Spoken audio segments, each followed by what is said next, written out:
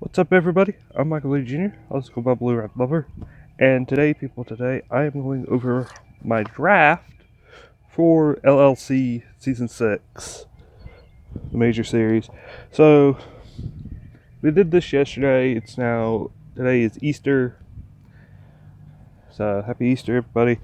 Um, I'm just going to kind of take off and see how everything goes. So, in round one, I drafted Infernape. Infernape by far is the best tier 2 Pokemon, period. And it's not even close. There's a couple of arguments for like Cobalion and Terrakion, which I could see, but for sheer versatility, nothing beats Infernape. It's a physical attacker, a special attacker, a mixed wall breaker. It can run rocks. It gets nasty plot. It gets sword stance. It runs the gambit of things. It's a setup sweeper. Excellent choice user, and an excellent Z crystal holder, which is why it's one of my Z captains. The next mon that I drafted was Cresselia. So Carolina Cresselia is drafting Cresselia again. Yes, I get the fact that it's not very original drafting, but it provides quite a bit. It's a cheeky choice scarf user with base 85 speed. It has very good defenses. It has excellent HP defense and special defense. And maybe most importantly, it is one of those mods that can be a deterrent from bringing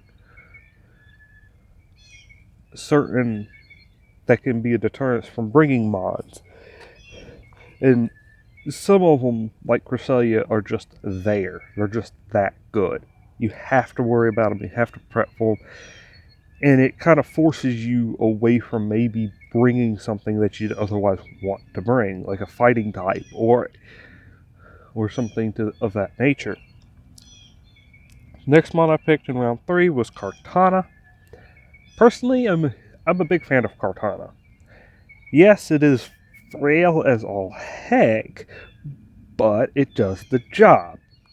It's an excellent Scarfer. It's an excellent Banded user. Another Z Crystal user, which is why I made it a Z Captain. You have the Gypsy set, which you can actually use to increase its speed rather than its attack. It gets Sword Stance. For what reason, I have no clue. It gets Defog and Detect and Protect and Toxic. It can run the gambit of deals, although obviously its best used as a physical attacker. In round 4, I picked up Crocodile. I've used Crocodile. I love Crocodile. Not the fastest Pokemon, so a lot of times you'll see it with a Scarf, but it can hit incredibly hard. Scarf Moxie is no joke. And there's not a whole lot that you can ask more from. And it's a dark type, it gives me an immunity to psychic types. It gives me a resistance to ghost types. It does a lot of things very well. It checks a lot of boxes on my team. Next one I got in round 5 was Rotom Cut, or Rotom Mo, whatever you want to call it. The fact of the matter is, I wanted a defogger, completely forgetting the fact that Kartana gets defog. But the thing about Rotom Cut specifically is that it is actually not completely terrible. It does its job very, very well. It gets Hex, it can Willow things. It is a very reliable Volt Switcher to give me synergy with Infernape. It does, like I said, it does a lot of things very well. And it gets Trick, so you can trick a choice Scarf on something, potentially cripple it. and is very useful in those types of areas. In round 6, I grabbed Lantern. I wanted a water type to complete my Fire Water Grass core, which I got. It's a very good. It gets Water Absorb, which is phenomenal. It's a phenomenal ability. It's another Volt Switcher. And even better, certain mons you have to prep for it. It's one of those mons where if you don't prep for it, it might not be able to beat you, but it can cause enough issues for you that it will help set up your mons to beat them. Anyways, and so Lantern to me was the best pick possible. Round 7, I originally selected Umbreon. I went back and changed that to Porygon 2. Originally, I got Umbreon as another bulky Pokemon to pair with Cresselia. They both have different weaknesses. Excuse me. But while I was looking at my team, I realized I was working with a massive fairy and dark fairy weakness, and I was like, I'm going to back off a little bit. P2 does not have the fairy weakness. It still has the fighting weakness that Umbreon does, but it does everything Umbreon does anyways. It's basically the same mon. Difference is P2 can actually be even bulkier thanks to the ability for it to have Eviolite. Eviolite is a very good defensive item for things like P2. P2 also gets agility, so it can be kind of a cheeky setup sweeper if you want it to run that. I'm working with a bit of a faster team than I normally do, but if I really wanted to slow the game down, I do have Trick Room. P2 is one of those mons that I use kind of a glue pick. It and Infernape are kind of two mons that I know that every week I could just build around those two. I have my wall, and I have my guaranteed wall and my guaranteed attacker every single week. Round 8, I'm missing a Mega, so I go with Mega Latios.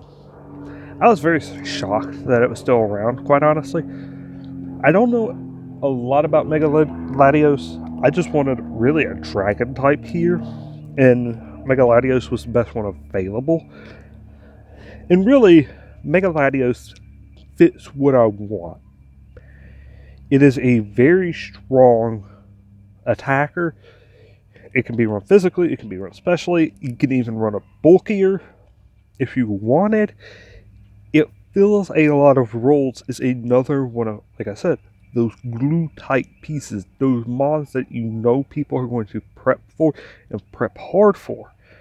So you can either catch them off guard by not bringing it at all, or maybe bring a set that they weren't expecting. Round 9, I picked up Nihilego, the jellyfish. So I have two of the beasts on my team, the Ultra Beasts on my team. Nihilego, though, serves a very different, although similar purpose to Kartana, in the fact that Nihilego is much more of a special attacker than a physical attacker. That stated, though, Nihilego is actually very good on its own. It's another Pokemon that really benefits from being able to hold a Z Crystal. Poison. It's a poison type to help me deter, again, like Kartana, deter fairies.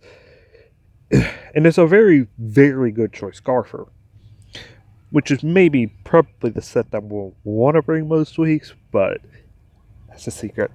In round 10, I nabbed Primarina.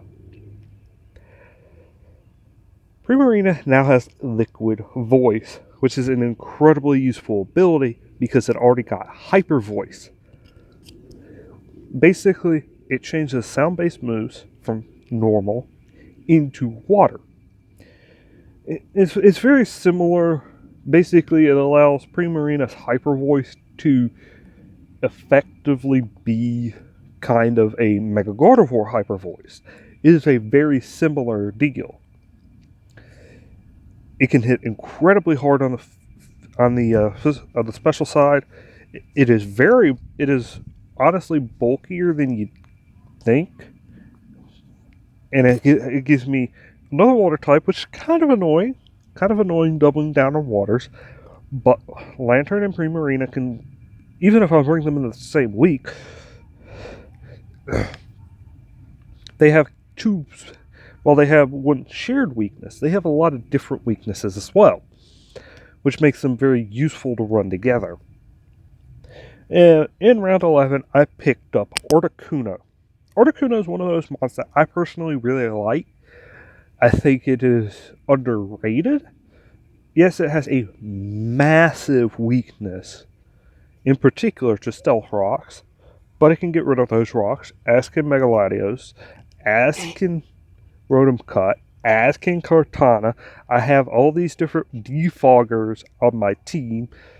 I only have really I've got 3 rockers on my team as well, but I'm probably never going to really bring them as stealth rockers, which is kind of unfortunate, but I want to be able to keep hazards off my side of the field. But regardless, Articuno is actually a very fast mon. It is a very... It can actually answer quite a few things without very many issues.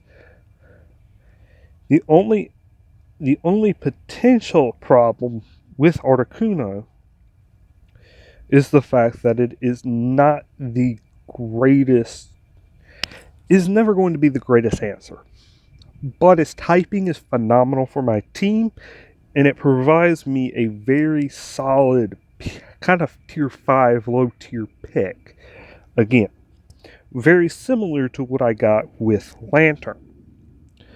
And so, the final team looks like this. Infernape, which is my first round pick, is a Z Captain. Cresselias in round 2, one of my favorite mons. It is the team mascot. Kartana, Z Captain in tier 3, was my tier 1 pick. Crocodile in tier 3 was my round 4 pick. Rotom Cut / Rotom Mow, whatever you want to call it, in round 5 for my tier 4. Lantern, my tier 5, in round 6. P2, which is a tier 2 mon, is technically in my round 7 slot because that was where I picked Umbreon. Round 8, I grabbed Megaladios as my... It's a tier 1 Mega. It fills the voids that I had. Nihilego in round 9 to kind of deter fairies. Primarina in round 10, and Articuno in round 11. Regardless, I think our first battle will be going up next week, so I will hopefully have everything set up, done, and ready to go for you guys week 1. Anyways, I'm Michael. I also go by Blue Red Lover. I'll see you guys next time. Deuces.